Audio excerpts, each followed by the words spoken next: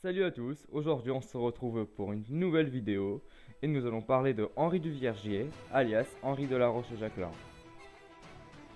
Henri de la Roche-Jacquelin est donc né le 30 août 1772 vers Châtillon-sur-Seine à la Durvelière. Il est le fils du marquis de la Roche-Jacquelin, une famille de haute noblesse.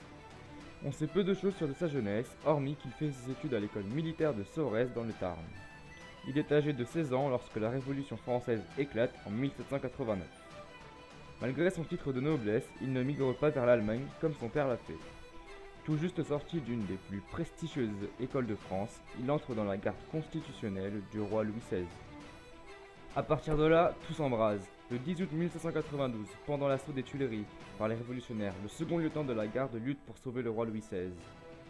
La garde se fait malheureusement massacrer par les sans-culottes et c'est un futur chef vendéen, Charles de Bonchamp, qui vient sauver Henri de la Roche-Jacquelin. En ce début d'année 1793, la levée de 300 000 hommes vient d'être votée pour combattre les États monarchiques de l'Europe. Le roi Louis XVI vient d'être exécuté. C'est alors une insurrection monarchiste qui débute dans l'ouest de la France. Henri de la Roche-Jacquelin se range aux côtés de Bonchamp et d'Elbée, tous deux de chefs vendéens. La Vendée se soulève contre la Révolution française. Les royalistes sont de plus en plus nombreux, les paysans sont de plus en plus à rejoindre le chef vendéen. On doit à Henri de la Roche-Jacquelin cette fameuse phrase « Si j'avance, suivez-moi. Si je recule, tuez-moi.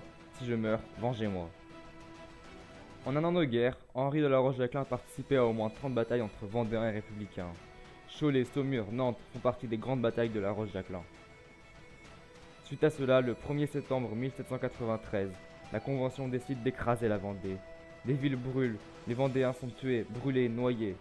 On dénombre aujourd'hui 300 000 morts, c'est un génocide. Débute alors l'exode de l'armée catholique et royale. Les défaites s'enchaînent pour Henri de la Roche-Jacquelin.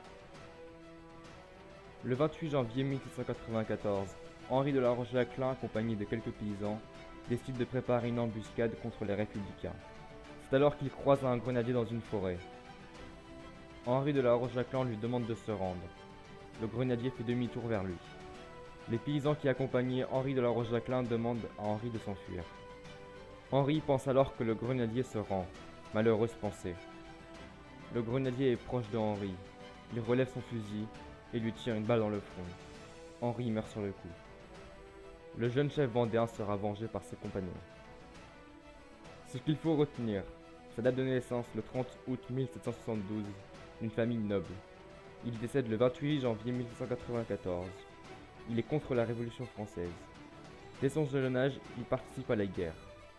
En 1793, il devient chef de guerre vendéen et en un an de guerre, il marque l'histoire vendéenne avec plus d'une trentaine de batailles. Il repose aujourd'hui près de Cholet et son frère Louis de la Roche-Jacquelin continua de se battre pour le retour de la royauté en France lors des guerres de Vendée de 1815. Et voilà, c'est fini pour l'histoire de Henri de la Roche-Jacquelin. J'espère que cette vidéo vous aura plu, n'hésitez pas à la liker, la partager et la commenter. On se retrouve très vite pour une nouvelle vidéo.